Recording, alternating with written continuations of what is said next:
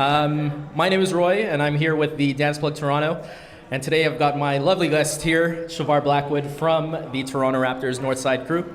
How you doing today, man? I am doing great. Thank you so much for having me. And I just want to say congratulations to you and everything that you've built and have been doing for the community over this past year. It's been really, really awesome to kind of see it unfold. It's great, man. So just a bit about the Dance Plug Toronto. We are a community-based company which deals with advocation for dancers. So, you know, any of the general public who loves to take dance classes and whatnot, this is definitely the platform to go to. If you want to know what kind of events are happening, if you want to know what types of things dancers are experiencing in the industry, definitely the platform to be. So let's get started with the interview. All set? Yes, Cool. let's make it happen. Shavar, so why don't you tell us a bit of backstory about, I guess, you. Where does your journey in dance begin? Oh, backstory about me. I don't know, for me, like with dance, I come from a Jamaican family, so music has always been like very prominent like in our culture. So I kind of always grew up around music and like social dancing, but I think like maybe like the first spark of dance for me started when I was living in Detroit, Michigan, actually for quite a few years, actually from like grade 6 to grade 12 or something like that. And I remember when I first moved there, I had like problems like making friends because I was like the new kid in grade 6. Like that's like the year, you know what I mean? Yeah. So I remember like one day in the school year, they had like a school jam, a school party or something like that, and they closed off the cafeteria and they rented a DJ and stuff like that. And I was like, you know, what is this? I didn't really have any friends at the time, but I was like, I love music, I love dance, so like I'll go check it out. So I went and checked it out, and I just was really so amazed by like the dance culture that was there in Detroit and like the environment that was set up, and just how like I think at that moment when I walked in, it was like dark and music was playing, and like no one cared who you were. All that mattered is if you could dance.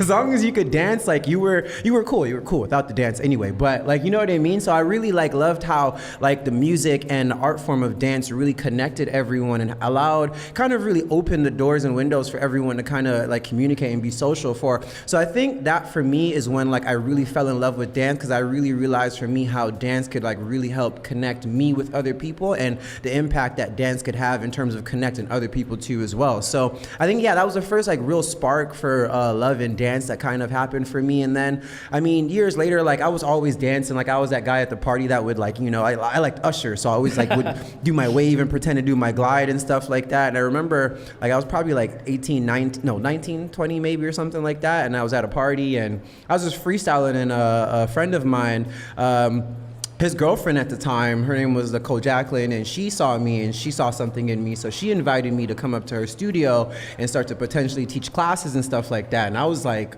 you know, like, what do you mean teach classes? Like, people learn dance in a studio, because I mean, as far as I knew growing up in Detroit, and this is like later on when I had moved up to like Barrie, like I didn't know people like went to a dance studio to learn dance steps and stuff like that. Like the only dance I knew was like You Got Served or something like that. I thought people just made up routines in the basement. So, you know, I went and I checked it out, which was a really, really awesome experience. And then I taught like the first year, and then after that year was done, I kind of realized, I was like, yo, like, I don't know as much as I think I do. So I really kind of reached out to her and I asked her, what do I do if I want to really kind of go and invest in myself and really learn more about dance and this whole art form? And she told me about a company called Thrive, which was run by Sean Byfield at the time. And she said, you know, if you want to go learn more about dance, like maybe take a trip down to Toronto. I think they have auditions over the summer, and you can go audition, and then if you make it onto the team, you'll like learn more about dance, you'll meet new dancers and stuff like that. So I did it, and I used to come down to Toronto like once a week, every weekend, to come and like train and take class. And then from there, I just like kept meeting other dancers, and then they would tell me about another workshop, and I'd be like, okay, good, I'm gonna go. And I would just like save up my money, and I was like coming to Toronto like 3-4 days a week sometimes just to dance. This was when you were moving in, or you were living in Barrie, or I was still living in Barrie at the time, and I used to like take a Greyhound bus like from Barrie. It was like a 3-hour ordeal just to get here to dance. It was crazy, but I loved it. And that, for me, it was just like I was just so happy to have something that I was so passionate about that I could really kind of measure my own personal growth with. Like I remember being in environments where I was with other dancers that were very talented, and I would like watch them dance, and like my skin would itch because I'm like, oh my God, like I want to be that good, you know? So I was just very hungry, and from there I just kind of kept doing things, and I just kind of naturally like fell in love with it. Like I never really started dance with the intent to be a professional dancer or choreographer. I just did it because I loved it and I enjoyed it. I think that's one thing that a lot of people forget, right? Like, you know, when you're in the moment, it's hard to remember why you do it in the first place, right? Yeah. So you mentioned a few names earlier. Are there any other people that maybe played a key role in your development growing up as a dancer? Yeah, there's quite a few people. I mean, like my very first dance friend, I think that probably even really like started to expose me to other things. His name was Michael Meadows. He's the one that told me about a workshop called Take It to the Floor, and he took me to that, and that like expanded my world exponentially. Like just like that's where I met dancers and choreographers like Leon Blackwood and like Tamina, a good friend of mine, Irvin, too, as well. Like he invited me to come train in his program, which was Touch International at the time, run by a lady named Josette, and I went to that now and started to train with that like two to three times a week, which is pretty awesome. So with that, I said Leon Blackwood, his name, he's a choreographer that like I think one of the first, him and Hollywood Jade actually were two of the first commercial urban choreographers that I had a chance to work with that really kind of gave me opportunities to really kind of keep practicing and working on myself as a performer on stage and stuff like that. Then from there, like when I started, like years later, when I started to feel more confident teaching again, I started to teach at a studio called City Dance Corps, and that's where I met a lady named Shona Jackson, and she had like a really, really big impact on me as an artist because she was like a technical dancer with like more skills in like jazz and ballet and stuff like that, and she took interest in me and was like, hey, listen, I'll make you a deal. If you dance for me, I'll teach you for free. Like I'll train you in jazz and stuff like that. And I was like, you know, who am I to turn down this opportunity? Yeah. Like I just love dance. So she kind of opened me to this whole new world now outside of hip hop and urban arts with the whole jazz and ballet. And I was like in these technical classes, and they weren't necessarily beginner. And I was like often cases like the only guy in the class from an urban background. And it was so awesome because I was in such an encouraging environment because a lot of these people were here like, look at this urban artist that is here in this class and he's just trying to better himself. So I was able to really connect with a lot more people and earn a lot of respect, which was really, really awesome. And I think it really kind of made a strong impact on me as a choreographer. And like through her, I met another artist named Courtney Bowman, and she has a company called Cadence Progressive Contemporary Ballet at the time. And she owns a studio now, and she really kind of took me under her wing in terms of like contemporary and ballet and stuff like that, and really like gave me lots of opportunities to work with lots of other artists like Alan Cajun and stuff like that, opened me up to Contact Improv. And like, I don't know, there was a good chunk of my like growth when I first started dancing where a lot of my inspirations came more so from contemporary and technical dance than it actually came from hip hop and urban arts, which is really, really kind of awesome too as well. So I know, I feel like those names that I kind of said leading up to that moment are kind of some of the artists that really played a key role into where I am today. I don't think that if those people hadn't come across my life at the time that they did, I don't think I would be sitting in this chair with the same kind of experiences that I have now. So I really kind of owe a lot to those people. Now, did you already start teaching after you learned all those, different, I guess, styles of dance at that point? Like you had mentioned you were learning, ballet jazz from, City Dance Corps and then your friend Cadence. But at what point did you, I guess we can be a bit more specific, but when did you start teaching at OIP? Okay, so OIP started, I had taught for maybe four years, I think, at City Dance Corps, and I started with teaching beginner classes, beginner and intermediate hip hop classes. That's what I started with, and OIP was always a place that a choreographer like aspired to teach at, because at that moment in time, OIP was like the hub of like the dance industry, and especially in terms of like industry dance and stuff like that. And you had choreographers that you looked up to like Luther Brown and Mark Samuels and Touch that were really, and Leon as well, that were teaching there. So it was always a place I aspired to be. And I remember it wasn't until I actually was a top 14 finalist on So You Think You Can Dance, and after I had achieved that like milestone in my career, that I was able to have the credibility and knowledge that I needed to kind of get accepted as a faculty teacher there. And it started off as just like subbing hip hop classes, and then eventually after building my name and my reputation, I was offered my own slots, which were really awesome. That's great. Perfect segue into the next question. So you had mentioned that you were part of the So You Think You Can Dance Season 2, right? Yeah. No, Season 3. Season 3. Top 14. So why don't you talk about, I guess, your experience being on that show? What was the process like? Obviously, TV dance isn't necessarily the same as what people are seeing now, but maybe talk about your experience on the show and what you've learned. Oh man, like So You Think You Can Dance, that itself is like a whole book in my life, which is really awesome. I think one of the coolest things about So You Think You Can Dance, I mean, like I auditioned for that show 3 years in a row. Like I auditioned first season. I don't even think I made it past, like actually, I know for a fact I did not make it past the first round, which doesn't even get to television. Like there's a whole 2 or 3 rounds of pre-screening before what people even saw actually made it to air. So I remember the first time I went, it was just a basic freestyle audition. You just went and freestyled, and I got cut right away. And I was so like disappointed in myself at the moment, and a part of me wasn't sure if I'd ever go back again. But again, like that name I mentioned, Shona Jackson, she was the one that motivated and pushed me to do it.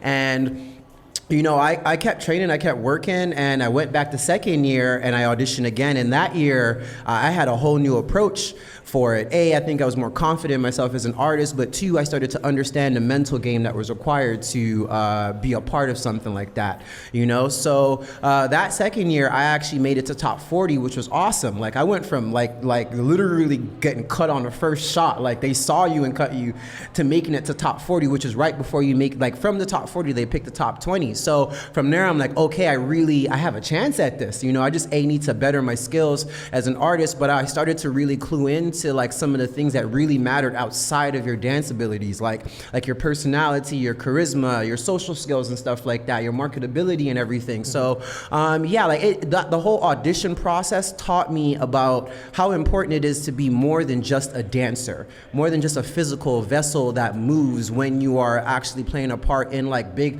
high-end productions, especially television, for something that's like broadcasted like nationally or across the world and everything like that. So I think that was the first thing, and it also taught me again persistence, because I was only able to make it onto the show that third year because I was consistent with not just my appearance, but also consistent with my growth as an artist. I was constantly evolving myself, constantly trying to grow myself, so that by the time that window, that moment, that opportunity happened, I was prepared for it. I was ready to seize that moment. So I always like to try and encourage these dancers sometimes, like if you don't make it the first time, keep at it. You know what I mean? Because you never know when that moment is going to open up its opportunity for you. You need to be ready for it. So, that's like the process of getting me there. And it was interesting because I found that like I was able to enjoy the audition experience a lot more than I enjoyed the experience of being on the actual show, because like I think for me what I did is once I made it onto the show, it's like, oh my God, everything got real. It's like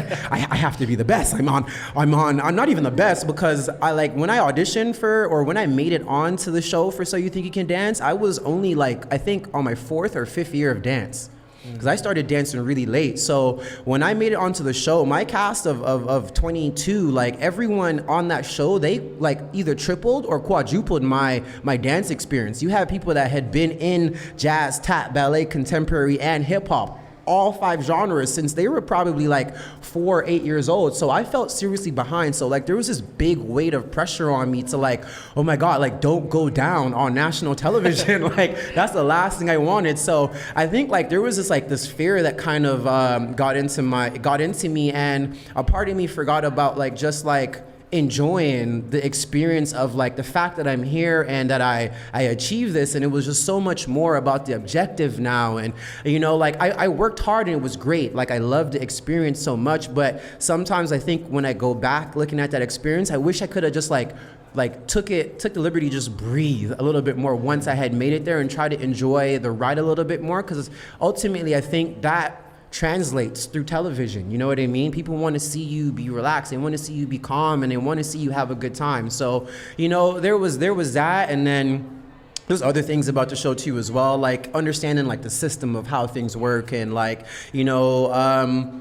the partnering and the pairings and like the routines. And I was blessed, like, I was always fortunate to always have choreographers that were always very nurturing and, really were invested in helping me grow as a dancer, and like really, really pushed me, man. Like, know, I'm kind of rambling, but I feel like my first routine on So You Think You Can Dance was an Afro jazz number, and it was with Sean Cheeseman, and that was the hardest thing I had ever done in my life.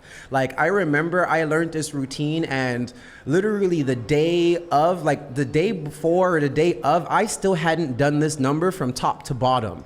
And like, I was physically exhausted, like could barely move. Like I was doing like a lift every 10 seconds. And I remember like reaching for my partner, and my arms didn't even have the strength to lift anymore. So I was just blessed, because literally the moment that camera turned on and they announced it and we did it, that was the only time that number happened from top to bottom. And I just felt so accomplished and so achieved. And it was like, that was a moment. I was like, okay, I can do this. So yeah, man, it was great. That's awesome. Now we're going to continue this timeline. So, fast forward 2 years, you had started an all-male collective called the Male Initiative. We actually have one of your previous dancers here, Thomas Colford, live here in the studio. So why don't you talk about the creation of how TMI started? And, where did you get the idea to start a training and development type program for males to excel in the industry? Okay, so the Male Initiative, I think one of the first things is when I started it after I finished the So You Think You Can Dance. And I think So You Think You Can Dance opened up my eyes was the level of which a performer needed to be to function and even work on that scale. So the part of me that was just shocked when I got there wanted to really help create an environment where I could help put the right principles in the next generation of dancers and let them know okay, this is where you need to be if you want to compete on that level. So I really wanted to take the opportunity that I was given to share that knowledge and share that information. Hey, you need to learn how to do some tricks. That stuff matters on television. Hey, you need to be personable. Hey, your physical fitness is important, and not just the physical fitness you think you need to take a class and go full out for an hour. We're talking about the kind of physical fitness that you need to last entire weeks or an entire weekend of high-end filming for a while. So, I really wanted to pass that information down to these younger dancers. And then also for me, when I started dancing, I felt like I was coming up in a time where jazz funk was really popular, and it was the most prominent style, and it was all about the cat. And I was always one of maybe the only male or maybe 3 guys in a rehearsal full of women, which is not a problem because I love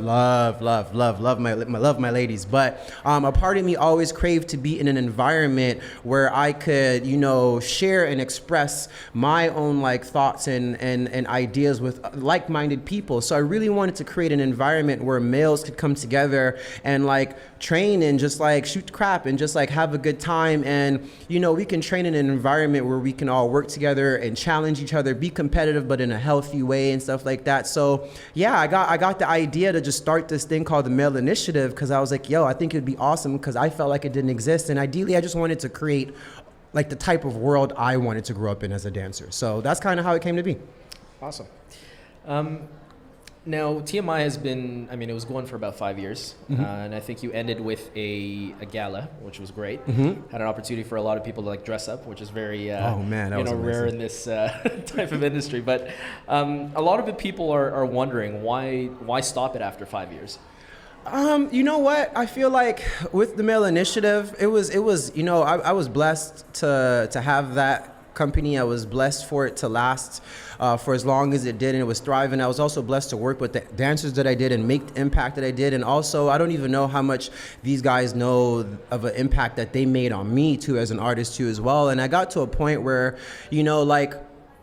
I was just craving different things in life. I was at a place now where I was I wanted to focus more on work, and I also wanted to focus more on producing more work for myself as an artist. And, when you're a mentor and a teacher, you spend a majority of your time giving, and a part of me really wanted to not necessarily focus on taking, but just kind of focus on myself as an artist a little bit more. So I also found that later on, because I actually started another season after that 5-year anniversary, and I just found that I wasn't present in the room the same way I used to be. And I started to ask myself questions as to why, and it was just once I realized that I was at a fork and I needed to start to make different decisions, I was if I'm not going to be 110% in the room with these dancers and 110% present with them, I should move on and like kind of let somebody else take over. Or, you know, like I also felt like it was time for someone else to kind of take the reins and like, you know, take the male initiative in their own personal direction. Because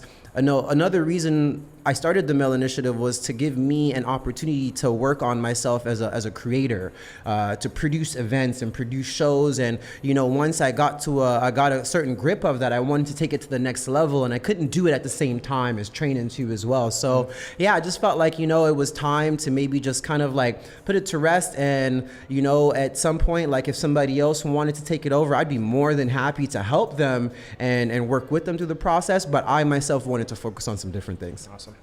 Now, how important is it to, you know, have all male or all female collectives or programs in the city? You know, I think with some programs they're mainly like co-ed, and then there are some all female which mainly deal with, I guess, female empowerment, heels, and all that. But very rarely you will hear about something that's like all male.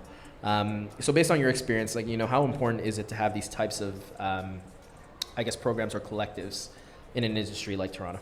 I think it's very important in the sense that it's all about environment. You know what I mean? Like, I think with the right environment, like any artist can flourish, right? So I think, you know, there's certain women or certain men that crave certain types of environments. And if you can create that for them and they can come, you can really see their abilities really start to manifest. So I think the more opportunities and the more different, like, there's like landscapes there are for people to come in and learn, the better it is for our industry as a whole. I love the whole idea of female collectives because I know there's certain things that only a woman can offer another woman in terms of like growth and maturity and artistry and stuff like that. And I think the same thing can happen with men too as well. That's not to say that you can't do it, but I think there's something that's just beautiful about the idea of having like a woman work with more women and talk to them about like their lines and like their femininity. And like, as much as I love to choreograph female choreography, I'm not a female,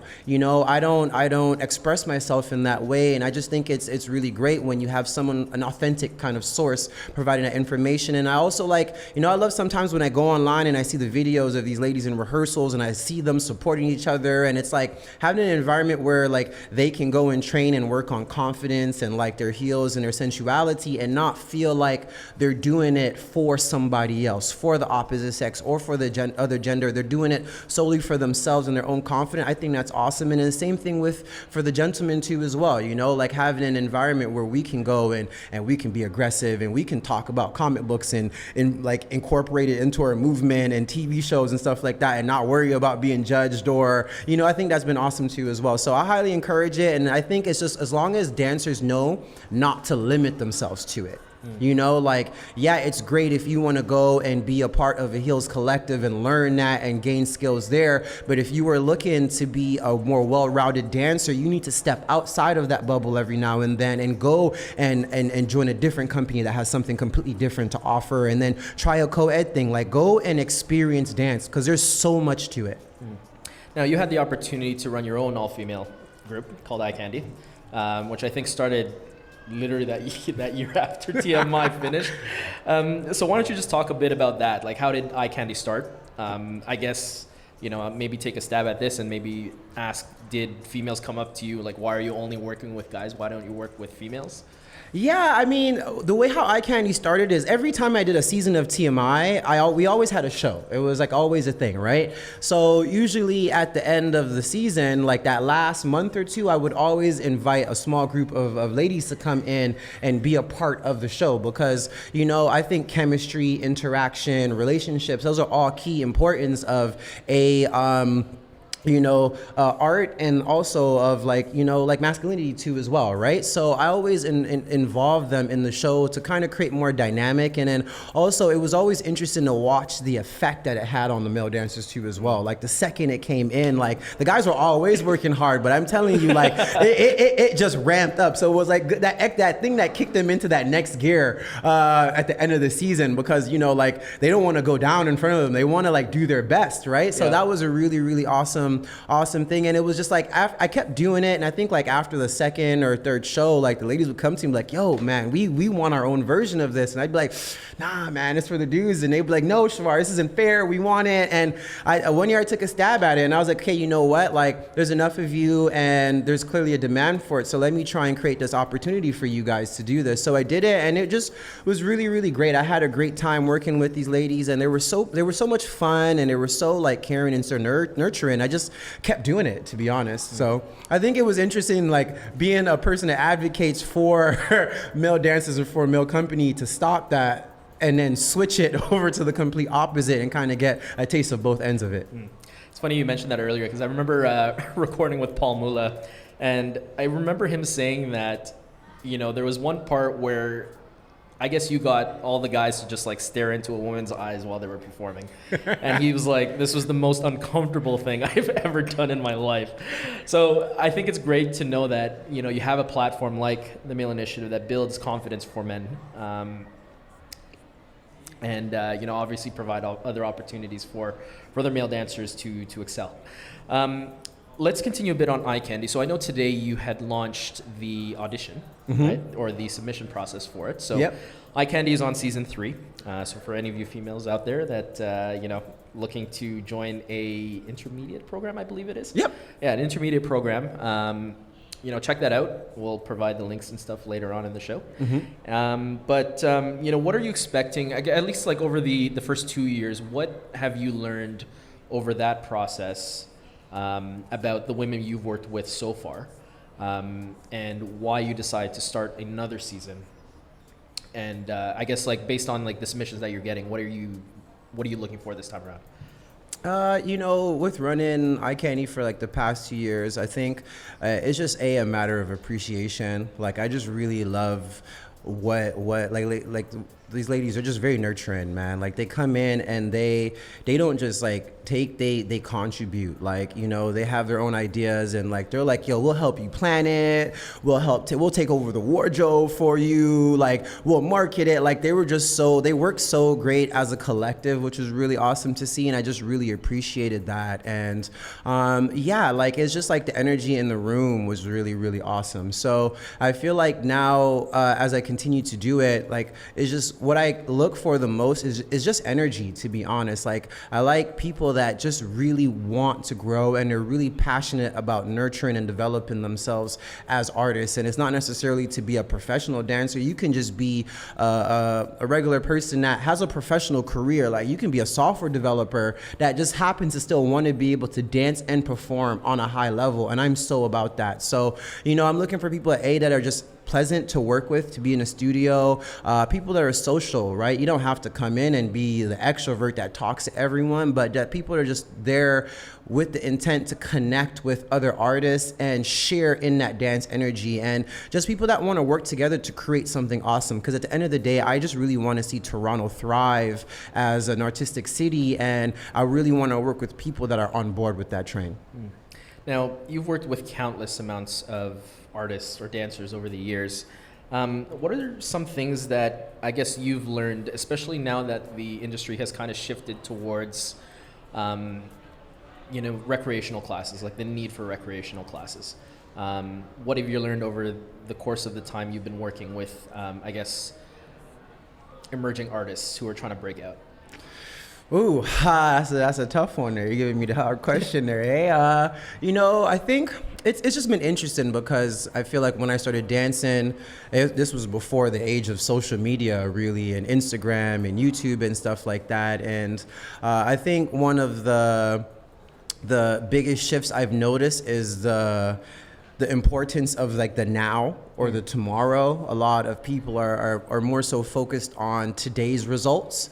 Or tomorrow's results as opposed to the results next year. And I find that sometimes that I don't want to say like for lack of short-sighted vision, kind of in some ways it's good, but then it also I think kind of limits you from certain things. You know what I mean? So I think it's just like that's one of the things that I've noticed a lot more. It's like, how does this benefit me now, or how does this benefit me today, right?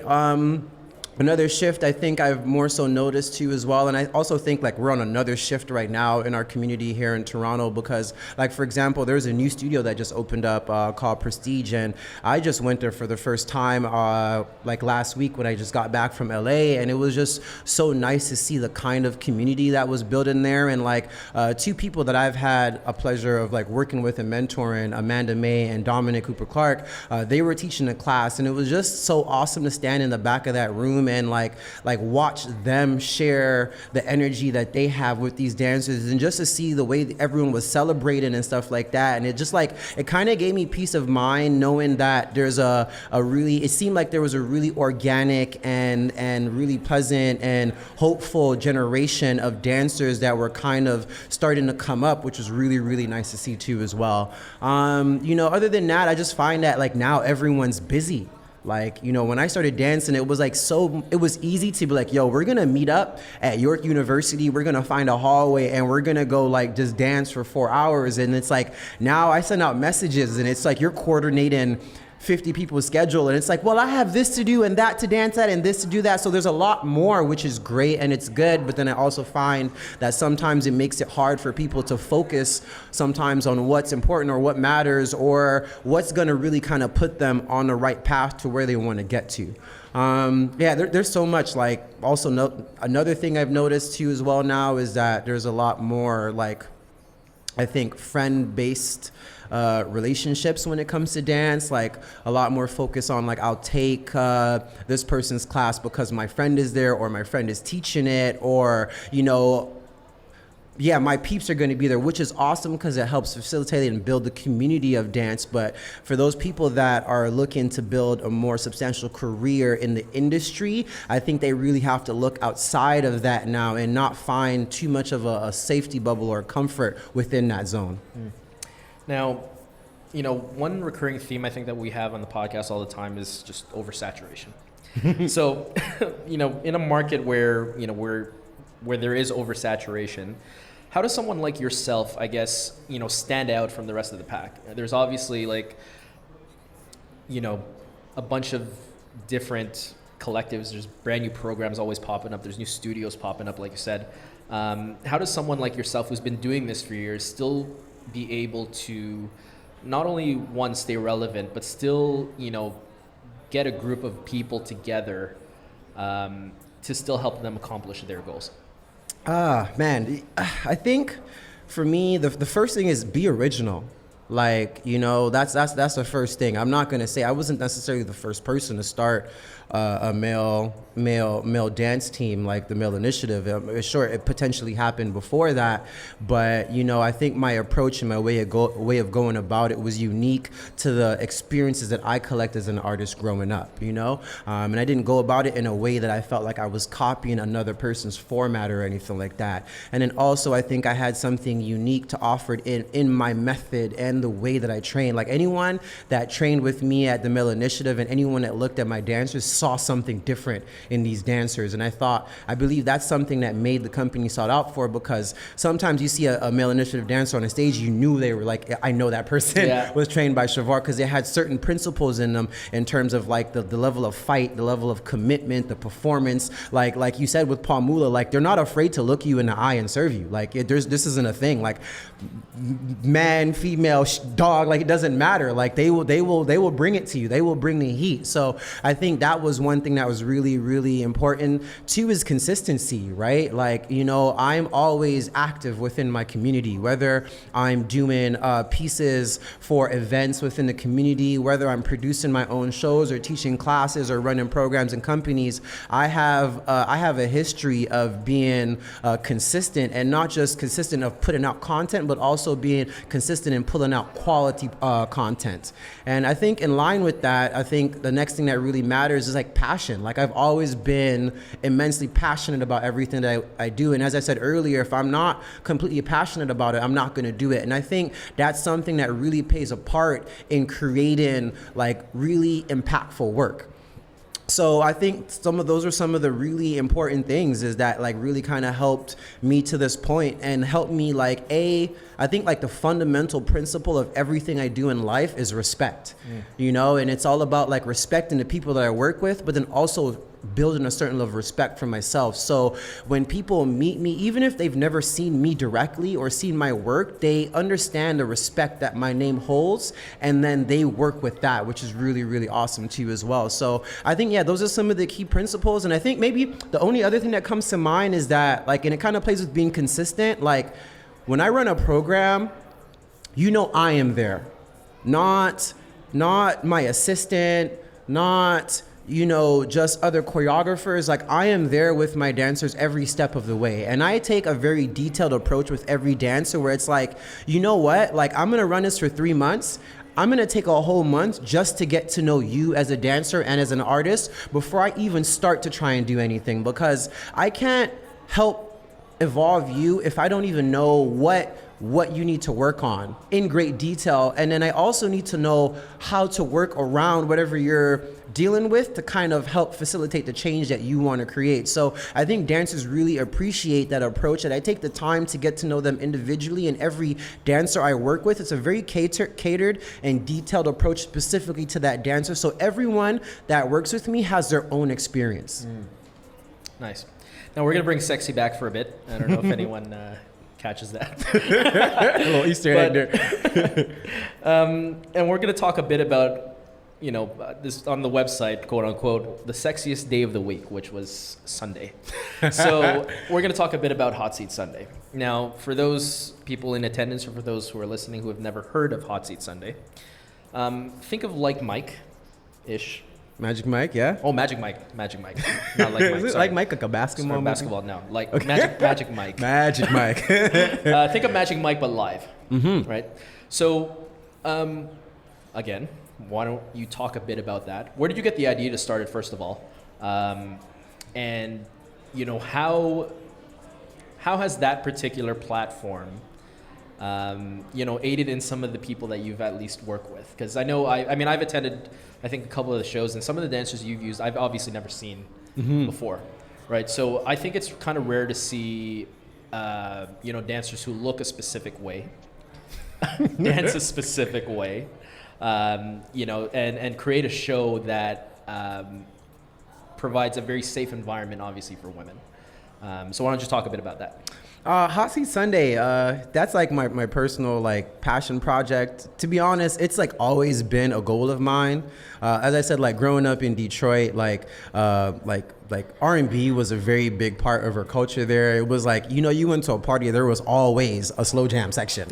Like there was always, and like, you know, hip rolling and like dancing essentially in groups were like, that was like a thing. That's how we danced. That's how we party. We celebrated, right? So it was very natural for you to go to a party in Detroit and a slow jam would play. And then like, not even just for ladies, like a man will walk up to a next man and be like, yo, let me see them hips. And then like, we would literally battle, like how people would house battle and like, you know, popping battles and stuff. Like we would battle. Like there was a contest between men and how we would dance intimately. And it was like, that's in a way like how you earned respect among other male dancers, but then also like with the ladies too as well, right? So like later on now in my life, as I've like developed myself as a dancer in the industry, it's very natural for me to want to combine the two elements. And like I listen to R&B steady. Like I always listen to R&B. That's my favorite thing. So it's natural for me to want to choreograph to R&B music. So, you know, like I said earlier, also, you know, I love my beautiful women and everything. So like, I just really had this idea, like I want to create a show where like,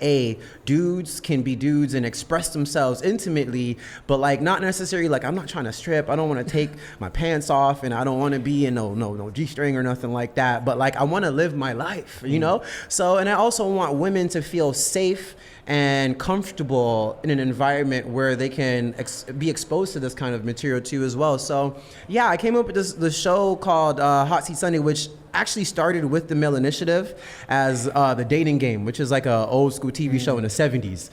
If anyone knows that, 70s or 80s, between the time frames. And it would be like one dude and three girls or vice versa. And you couldn't see them. Yeah. And you would like interview them with questions. And then like at the end of the show, you'd pick a person and then like you guys would like go on a date. So I was like, yo, like what if it'd be dope if I took this show concept and tried to create a live version of it where like, you know, I choreographed the opening number and then like, you you know, like they had a bachelor, and then there was like ladies, and then like you would pretty much like compete for like this like hot seat dance, like this lap dance. I would prefer hot seat at the end of the show, which is really cool. So, you know, that started, and I did that first one with the Male Initiative, and, you know, like my feedback from the audience, because whenever I do the show, the most important thing is the audience. Their experience is what matters the most. And one of the feedback I got for them was like, hey, you know, we like the show and we like the concept, but, you know, we want to see like men dance. We want to see like the men do this. So I was like, you know, okay, cool, say no more. Like I started to try and seek out how to create a more mature environment to do this, which now led to the rebranding of like Seat Sunday. I don't even know how I came up with those 3 words, but it's just like perfect ringing Seat Sunday. But yeah, that led to that. And then I started to just revamp. And then from there, I've just been like grinding the product and testing it out a couple of different ways. And that's what led to the way we have Seat Sunday now, which has been pretty awesome. Now, I think we touched a bit on it earlier, where there is a rise of, you know, recreational dance classes, and with that comes a lot of female empowered based programs. Have you ever thought about running a male empowerment type program or a male empowerment type class in the city, especially now that there is a rise for recreational classes? Like, what happens? Like, you might get, you know, the average, you know, Joe Blow who might want to learn certain moves that they can use to maybe spice up the relationship. Have you thought about that at all? You know, to be honest, yeah, I have thought about it. It's crossed my mind a few times, to be honest. And I think at some point I'm going to start maybe doing a workshop series that's very short term, that it's like open to anyone to come in and check it out and stuff like that. It might be like something like, you know, like hot seat sessions with Shavar Blackwood or something like that. And, you know, like I don't think intimacy is limited to any body type or anything like that. You know what I mean? It's all like Hot Seat Sunday as a show is one thing, because we're marketing a certain package and a certain brand, but everyone should be able to live their life like, you know. So I would really be interested in actually doing it one day when the schedule really kind of allows me to do that. So I definitely look out for it. It wouldn't be a long-term program or anything like that, but definitely like maybe like a 3-week series where I teach a certain set of vocab, like repertoire from Hot Seat Sunday shows that anyone can come and learn and do. So definitely look out for it.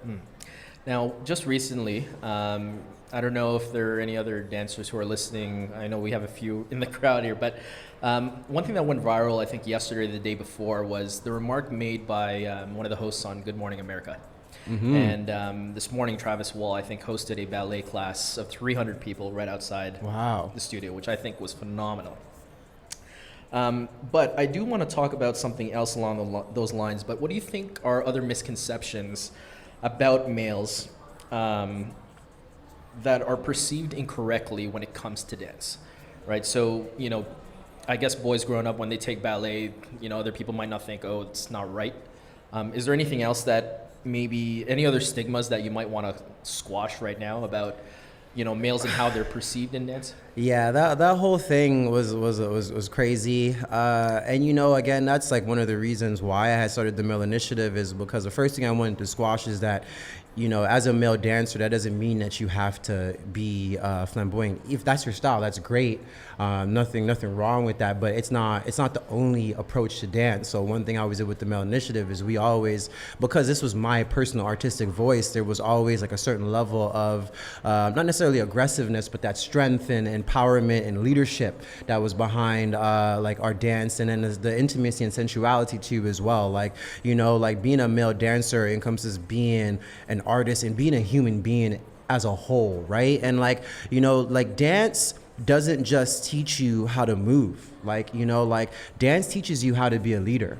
Like dance can teach you how to communicate. Dance can teach you how to connect. Dance can teach you how to be social. Dance can open you up and teach you how to express. And a lot of people, you know, underestimate the power of dance. Or like I remember once I read an article in a magazine, and or maybe it was on Facebook, one of those like Facebook rants, and it was like, you know, like when you pay for your child to be in a dance program, you're not just paying for them to learn how to like dance. You're paying for them to learn how to be a student. You're paying for them to learn how to be a young man or a young boy. You're paying for them to learn how to be a friend. Right? Because, you know, being able to learn how to handle things like, you know, you're rehearsing for your recital number, and maybe there's a section that you wanted to be in that you don't get casted in, and learning how to deal with the disappointment of that, and not having like a temper tantrum, or knowing how to be like, okay, well, how do I work towards that? Learning how to ask the right questions, knowing how to work and play with others. Like, the dance does so much more than just a physical aspect of it. And I think that's one of the key things that a lot of people need to really, really learn about. It's a great point. Okay, let's shift a bit. Now, you've just recently, I guess, started choreographing for the Toronto Raptors Northside crew, who are the 2019 NBA champions, Hey, for those of you who don't know. Raptors. So during, I guess if we're following down the timeline, I guess you started this group called the Raptors YYZ in 2017-2018 season. So where did you get the idea to at least, you know, gather a group of men together, or I think it was a group of men together. And I guess like look into this avenue of commercial dance, right? Because I think Raptors I think they're celebrating their 25th year anniversary this year. And, you know, during that time, obviously there's only been really the Toronto dance pack, or the Raptors dance pack, which was predominantly female. So where did you get the idea to at least, you know, grab a group of men and prove to, I guess, MLSE that this is something that can also work for men too? All right, so here's the thing with that. It's really important that everyone knows how your life can like come full circle, because the building block of that is the male initiative. That is that's the first component of that, because I don't even know if the dancers in the male initiative know this, but the impact they've had on me in terms of allowing me the opportunity to create on them really helped me develop myself as a choreographer and as an artist too as well. So what happened is, there was always, I don't know if there was always, but previous to YYZ, there was another male component to the entertainment team at MLSE, and they performed much like the YYZ did. And I don't know what happened, but I know at some point in time there was an audition that was being held for a new crew to come and perform on like with the MLSE, with the Raptors dance pack. So I remember seeing it on Facebook and saying like, oh, this would be cool. But this is also on a time when I was kind of starting the transition out of the male initiative. So I was kind of like, oh, do I do it or do I not do it? And, you know, sometimes one of my artistic flaws is I procrastinate on things, or I'll say I'll do something and I don't do it, right? So I remember seeing it on my Facebook. I didn't really act on it. And then actually someone, I think the last person you featured on your podcast, Diamond, he hit me up. He's actually the person that hit me up directly and like, yo, listen, man, like, hey, like, you know, I know they're looking for some new entertainment, and I think like what you do with the male initiative would actually be a really good fit. So like, let me like just coordinate and like set you up with an actual audition with Amberly, who was a person that was running the audition at the time. So he's the one that actually, you know, really kind of like poked me and was like, hey bro, like you should go and do it. And I was like, okay, fine, man, you gonna set it up? I'll do it. So I reached out to my male initiative dancers at the time, like who were around with me, who were supporting me. And like, I've mentored many dancers. Like majority of the male dancers that people are like looking at and working with now I have had the opportunity to teach and mentor and work with. But I reached out to the 6 that like, anytime I reached out to them, it could have been 6 o'clock in the morning the day of, and I'm like, yo, I'm going into the studio tonight at 8 o'clock. I don't even know what I'm gonna work on. I just wanna go in and dance. And they'd be like, I'm there. Nice. Smiling, bushy tail, like, no, there was no, what's this for? Is this for a show? Is it, like, they were just always down to go and dance. So I reached out to them first. Those were the first people I reached out to, and I said, hey, this audition's going down. I literally pulled, I think, maybe one of our first routines that I taught them, and I said, we're gonna do Ice Ice Baby and Too Legit to Quit. and we're gonna meet up in the hallway maybe an hour before. We're gonna put this together and we're gonna go in an audition. So they were down and we went to this audition and then we did it, and just like I think we just made the right choice with our music choice and the movement choice. And you know, Amberly and Anton, who were in charge of the audition, they enjoyed it, they really liked it. So originally they hired us on and they actually created the name Raptors YYZ, and booked us to perform it, I think, at like 17 games over the course of the season. So we did that, and that was just awesome, like just being on the court there. And I had one of my right hands, Dominic, he was there with me. He was my assistant and captain of the team too as well. And we did those 17 games, and it was just such an awesome experience. And through that, I had the opportunity, I choreographed a routine with the Raptor, and that went really well, and they really enjoyed that. And I think sometime close to playoffs, like they gave me the opportunity to choreograph a collaborative routine with the Raptors YYZ and with the Raptors dance pack. And I did that, and I like tried to bring the heat because I was like, this is an amazing opportunity. So we did that, and then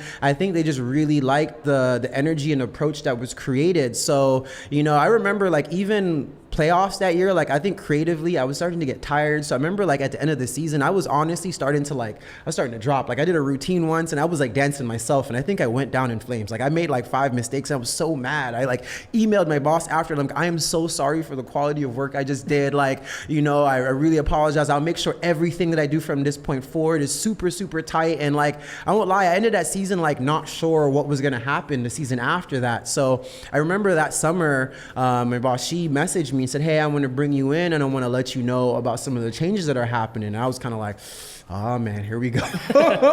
Gonna get the, you know, we're not having you back kind of talk. But, you know, she told me about this whole new initiative that they were creating where they wanted to, like, you know, really merge the two and create this co-ed environment that was very inclusive to everyone.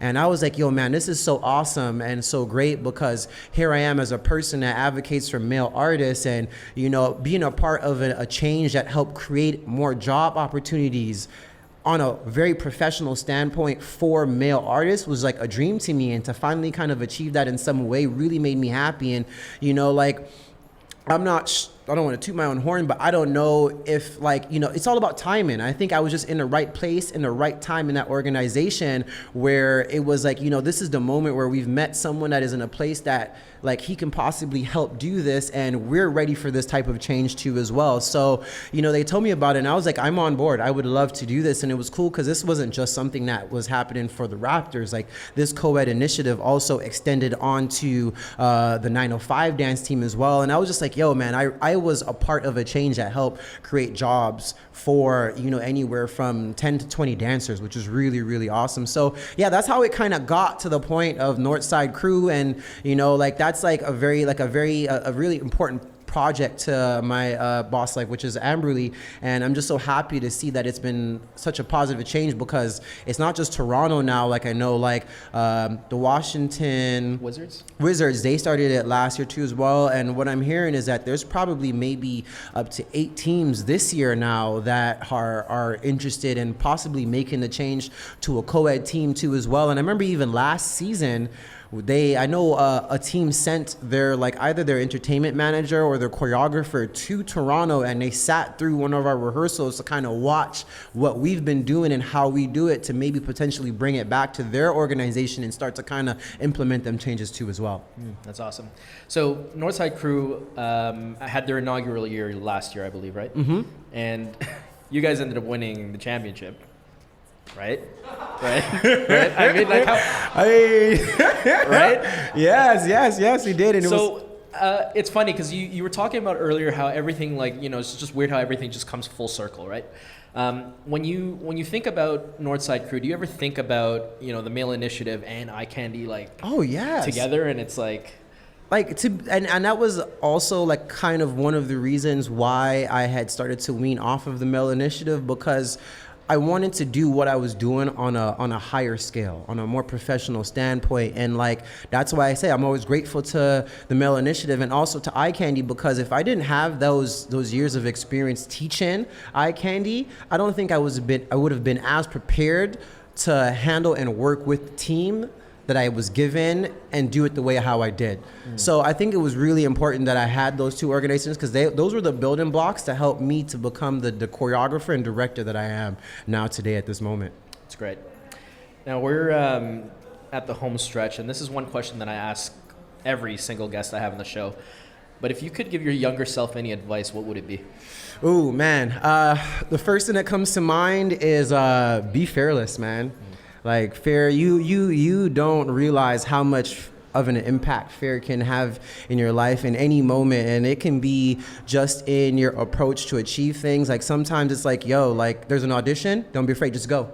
You never know. You might feel like you might not be ready physically, but you have the perfect look and you book the job, you know, or you might just go stand in a room and they just like your energy and they book you. So, you know, like that's one thing. Or even in class, like be fearless, like, you know, stand at the back, stand at the front, stand at the side, you know, like don't let your fear prevent you from your growth, because, you know, you can get comfortable in one area of the room, but then later on you go on stage and have to do a solo and you haven't felt that energy and that pressure of being alone in front of a group of people. And that now starts to affect your abilities. You're a great dancer, but you weren't mentally prepared to do that. Or even like with Say You Think You Can Dance, like, you know, great experience for me, but near the tail end of that, I was just so afraid of not doing good, or so afraid that going home, it prevented me from really enjoying the experience as much as I could have, even though I enjoyed it a great deal. You know what I mean? So yeah, just be fearless. And then another thing I would just say is like cross-train. Right, cross-train, like, you know, like as an artist now, as a choreographer and someone that's very passionate about creativity, is like the more information that you have, the wider your vocabulary, the more you can create later on, which kind of brings me to my next point for my young artists that are like, have a passion for choreography and stuff like that. Like, maybe don't jump into it too intensely too soon. I get it. Do it. Nurture that creative itch, because it's there. You can't ignore it. But, you know, I always believe and always encourage, the more dance experience you have, the more choreographers you've worked with, the more professional jobs you've been on, the more environments you've been in, later on in your choreographic career, when you are given these opportunities, you have a much broader and a better perspective on it. You've seen other people's mistakes. You've seen other things, other approaches to like creation, that you can pull from that and make yourself an even better artist, as opposed to just making every single mistake on your own and slowly building your career, which is still a good way to do it. Everyone has their own pathway, but a part of me wishes that I maybe had just sat down and spent a little bit more time just dancing and learning from the right people before I started to really step into my shoes as a choreographer. Now, what's next in your journey? Like, what can we expect near future from Shavar? What can you expect? Honestly, man, as much as people think that I've been here and I've done a lot, I'm just getting started.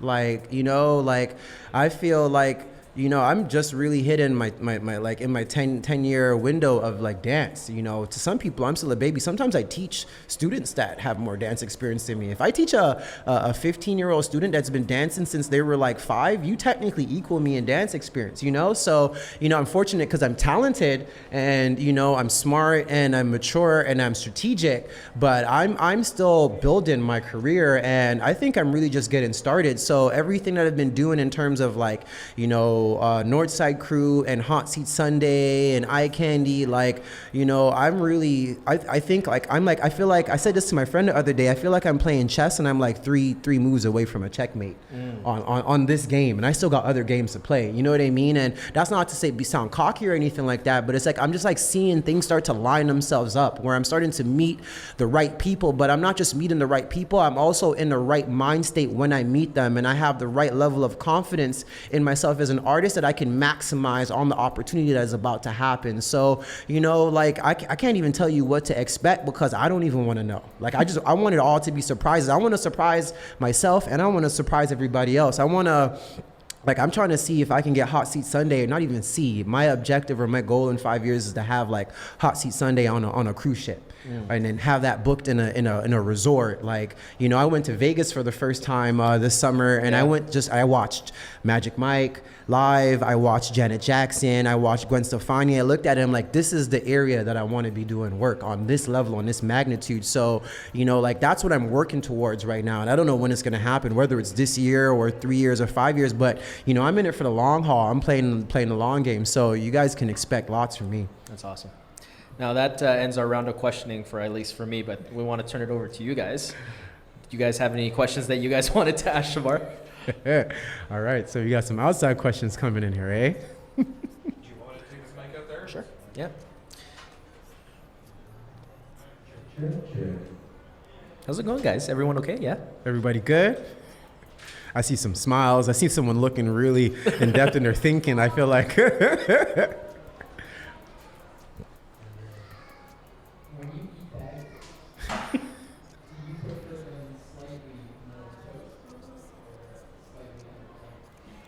When I eat bagels, I actually prefer them to be more toasted. Sometimes, yeah, I get upset when I get them and they're undercooked. Definitely more toasted. Just with a little bit of dark, not too much. You know, I don't want to taste the toast though. I don't want to taste the burnt. Yeah. Any other questions from the floor? See one attendee really thinking hard about it. Well, he's thinking hard. Yeah, he's thinking hard. He's thinking about something we haven't covered. He's like, oh man, he said a lot. What can I? Oh, there we go. He reached for the mic. I don't know if you sideways into this school course or not, but my question, I guess, would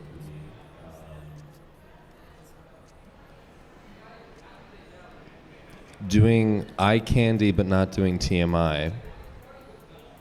Do you find, or I guess I'm curious, what it is that makes you feel that working with males specifically is something you want to take to the next level, but working with females is something you still feel comfortable in the mentorship stage, even though, from my perspective, you're doing both. The thing that is a check mark for working with males professionally is a platform where you work with a co-ed environment, a co-ed cast.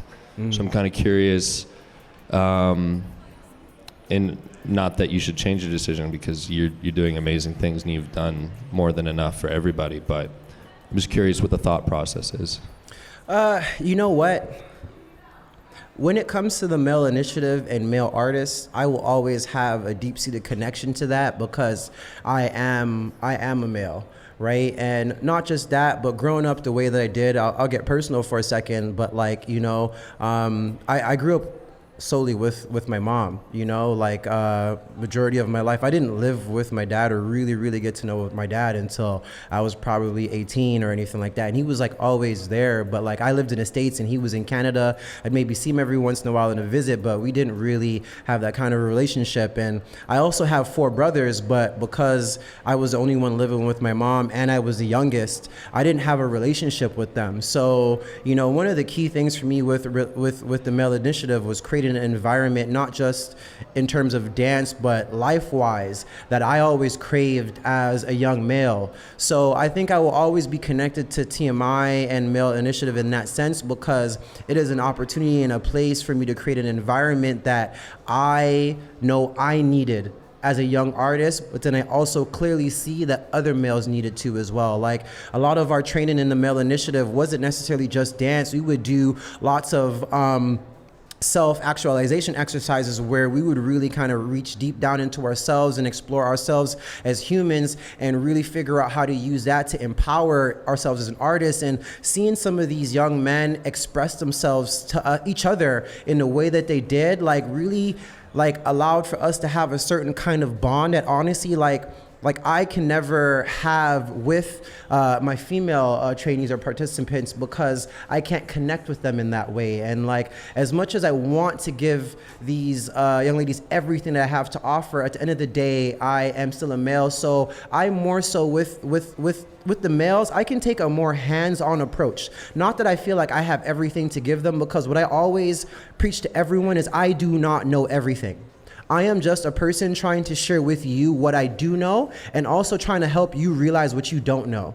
And I can give my males a lot more than I can give some of my women, because I feel like there's some things that only a woman can offer and provide for women. So when it comes to my ladies, while I work with them a lot on like dance training and like technique or dance bigger or some of the industry standard type stuff, when it comes to the more in-depth things, I always reach out and bring in other artists, other women like Amanda May or Kiana or Caroline or AC Mensa that can come in and work with them more in depth, and they can feel open and comfortable talking and sharing the kind of things that they need with them to help them open up, and then in turn develop themselves more as an artist. So it kind of like a part of me wishes I could have this connection with them, but I can't because I don't come from the same place as them. So I think that has been the real big shift or difference between Eye Candy and the Male Initiative, because yeah, like I can offer different things with the Male Initiative that I can't do with Eye Candy. Any other questions before we wrap up? No? Okay. Well, great. Thanks, All right. Shavar, for being on the show. My pleasure, man. For those listening, this was the Dance Plug Toronto live at Eaton Center for their hashtag streamingatcf campaign. Thanks again for having us here on the show. If you guys are a creative and you guys are listening to the pod or this episode, they are looking for more artists, and this space is open until the end of October. So if you want to create, feel free to email them at streamingatcf@cadillacfairview.com. My name is Roy. I'm the host of the Unplugged podcast on the Dance Plug TO. You can follow us on Instagram at the Dance Plug TO. Shavar, do you want to drop your socials before we go? You guys can follow me on Shavar Blackwood. That's my Instagram handle. That's SHAVAR Blackwood. And then you can also follow Hot Seat Sunday. For my ladies, if you guys want to check out a really awesome male review, male dance focused show. No nudity, no stripping or anything like that. We just get down and have a good time. You can follow Hot Seat Sunday. That's just at Hot Seat Sunday, or we have a website at hotseatsunday.com. Make sure you guys, check out and follow Northside Crew too as well. That's just at Northside Crew. That's our team that performs at the Raptors game. And those are my handles. That's awesome. Thanks again for listening, and thanks to those who came in and tuned with us live. We really appreciate your support. And again, my name is Roy of the Unplugged podcast, and we will see you guys next week. This was episode 24. Peace. Hey, peace.